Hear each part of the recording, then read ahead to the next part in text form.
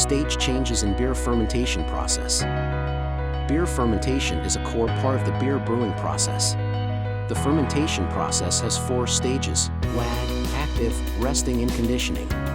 We should effectively control all aspects of fermentation so that beer can be produced as planned.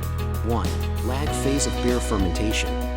Put the yeast in the wort and it will enter the lag phase. Yeast absorbs oxygen in wort and produces ethanol, which is good for yeast reproduction and healthy growth. 2. Active stage of beer fermentation. Visible fermentation, layer of foam, can be seen between 24 to 48 hours after feeding. Yeast is going from a lag phase to an anaerobic phase, and the number of cells increases rapidly. Starts to consume sugar and wort, producing ethanol and flavor compounds. The active phase of fermentation usually lasts 4 to 8 days.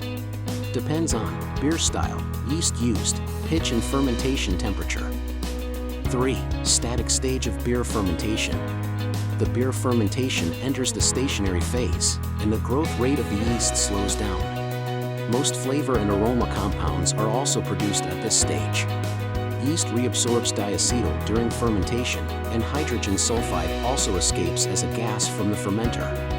Fermentation is complete once the gravity reading stabilizes at the same level for a few days.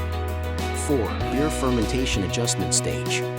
Transfer lagers to bright tanks. Watch out for oxygen ingress. When the beer temperature drops to 0.3 degrees Celsius, the yeast will continue to flocculate and settle.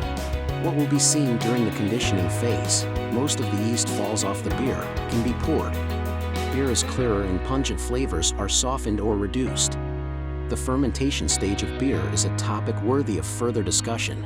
Really understanding the process helps us brew better beer.